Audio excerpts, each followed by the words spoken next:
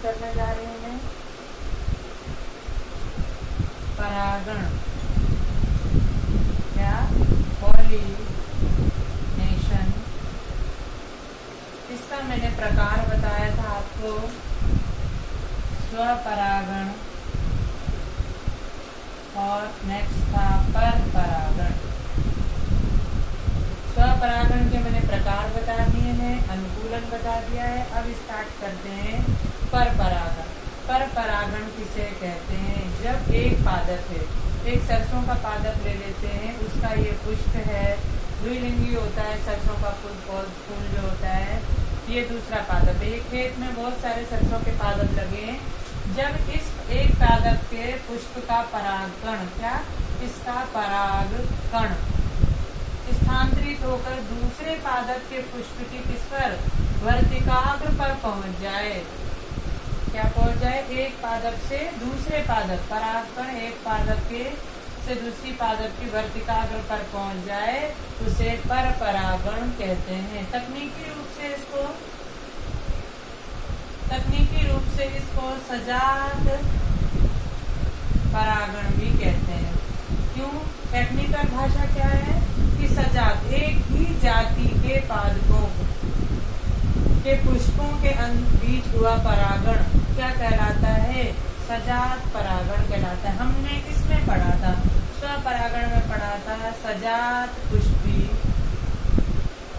पुष्पी परागण।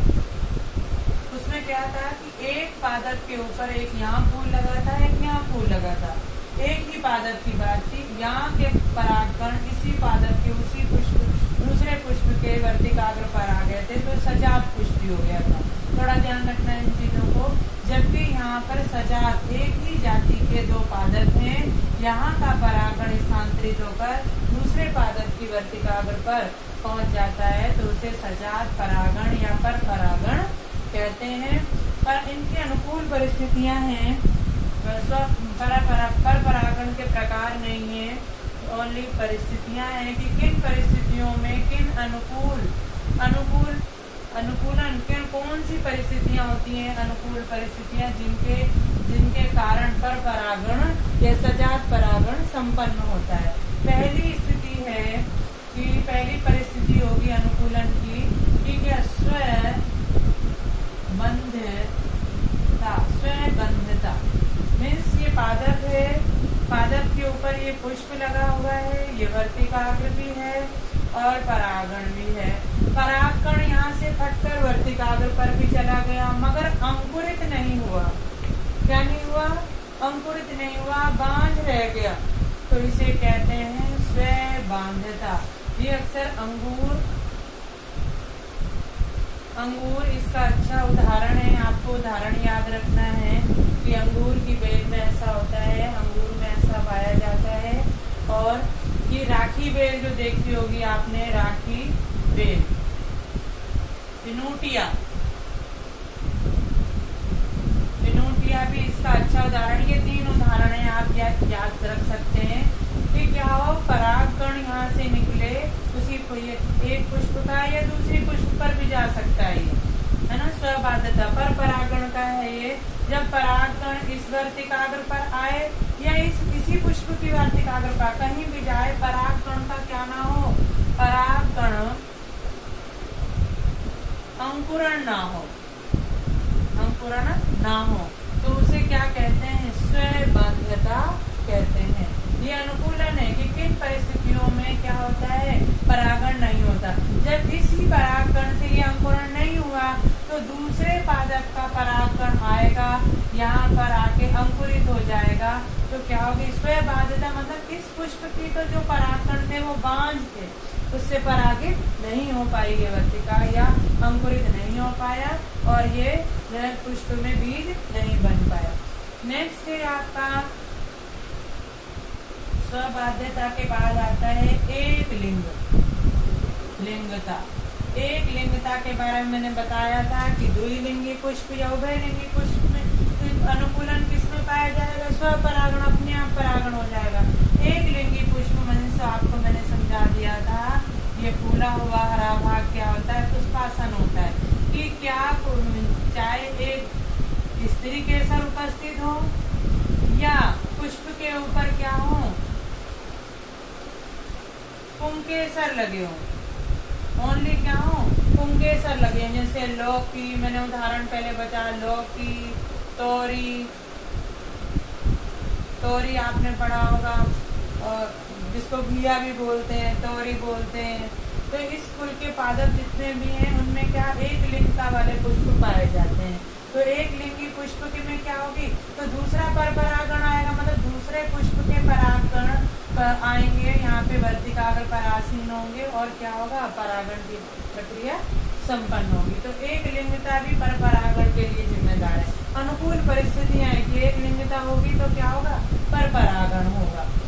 इन स्थितियों के अंदर क्या होता है, पर परागण होता है। नेक्स्ट है आपका कि विषम काल या विषम काल परिपक्वता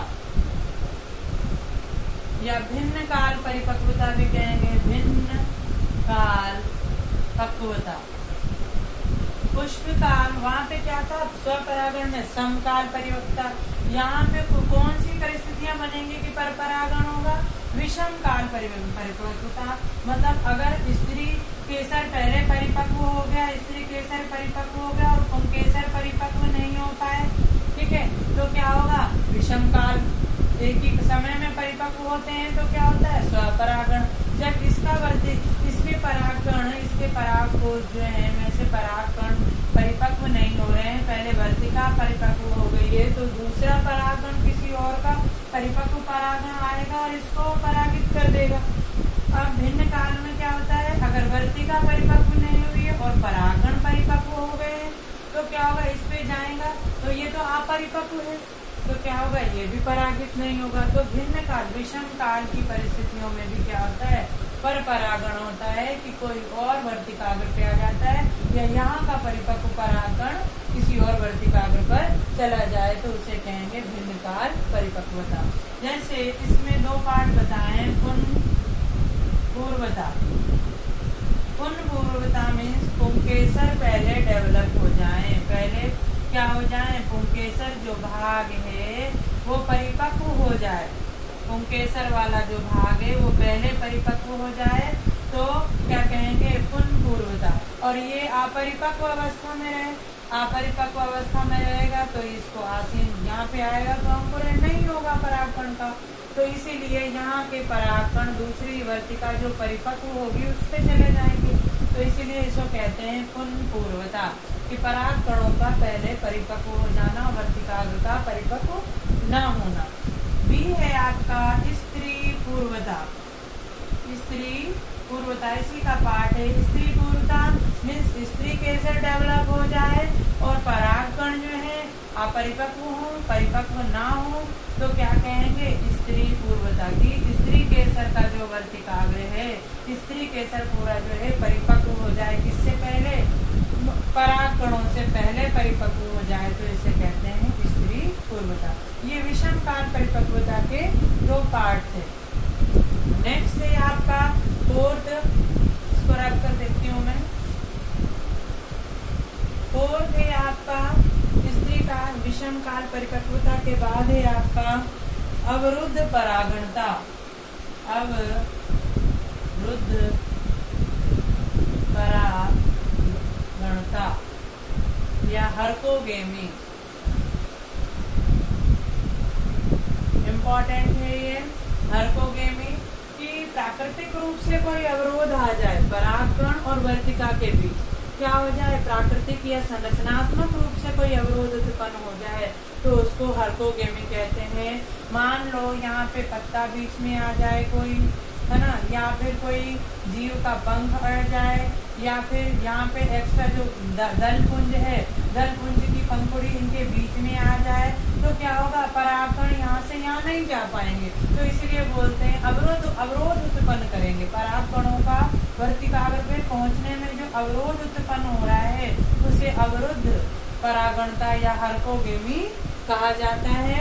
तो इस प्रकार आपका ये इनका अनुकूलन है। एक है विषम वर्तिकात्व, लास्ट है आपका क्या है, विषम वर्तिका। या विषम वर्तिकात।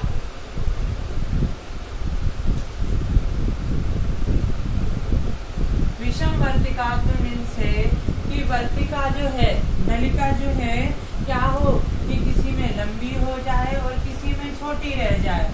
जैसे आपको बताती हूँ कि ये जो नलिका है ये वर्तिकाग्र है और इसको क्या कहते हैं, वर्तिका कहते हैं। और ये क्या है, वर्तिकाग्र। और ये क्या है, अंडाशय है। जब वर्तिका विषम हो, मतलब किसी में अगर वर्तिका लंबी है और परागकण छोटे हैं, देखो यहाँ पे अलग, चाहे बाह्यदल पे लगे हों चाहे किसी में, तो बाह्यदल छोटे हैं तो क्या परागकण यहाँ पहुंच जाएंगे। इस परिस्थिति में परागण प्रक्रिया नहीं होगी विषम वर्तिका। अनुकूलन है ये इसके पर परागण के। और जहाँ पर ये प्रिमूला का जो पादप होता है उसमें इस प्रकार की स्थिति पाई जाती है कि जैसे यहाँ पे वर्तिका छोटी हो, क्या है ये वर्तिका। वर्तिका कैसी हो, आकार में छोटी हो और परागण कैसे हो, लंबे हो जाएं, इस प्रकार विषम वर्तिका। इस नलिका की बात चल रही है, वर्तिका की बात चल रही है विषम वर्तिका की। वर्तिका लंबी हो उन परिस्थितियों में भी परागण संभव नहीं है और वर्तिका छोटी हो तब भी परागण संभव नहीं है। किसका उदाहरण है ये, प्रेमुला पादप का। ये उदाहरण आपको याद रखने हैं। मैंने सबके पादपों के बारे में बताया है कि किस पादप में किसमें कौन सा पाया जाता है, तो इसके उदाहरण आपको याद रखना है। ये आपका पर परागण क्या है और पर परागण के अनुकूलन जो थे, किन अनुकूल परिस्थितियों में ये पर परागण संपन्न होता है, ये टॉपिक आपका खत्म होता है। नेक्स्ट टॉपिक होगा आपका परागण के क्या माध्यम, क्या है परागण के माध्यम।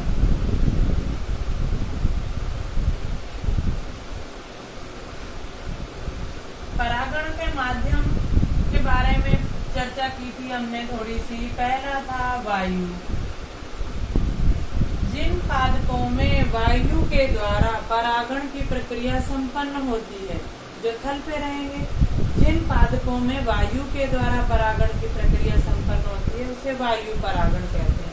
इस प्रकार से वायु परागण जिन पादपों में, जैसे ये पादप है और इसका ये पुष्प है और एक ये पादप है, दूर लगा हुआ है, और एक लिंगी पुष्प है या द्विलिंगी है। यहाँ से यहाँ हवा का माध्यम चल रहा है, परिपक्व हो गया, हवा चली और इस प्रकार हवा के माध्यम से यहाँ के परागण यहाँ स्थानांतरित हो गए। तो वायु के द्वारा, जिन पादपों में वायु के द्वारा क्या परागण की प्रक्रिया संपन्न हो उसे वायु परागण कहते हैं। नेक्स्ट है आपका जल परागण।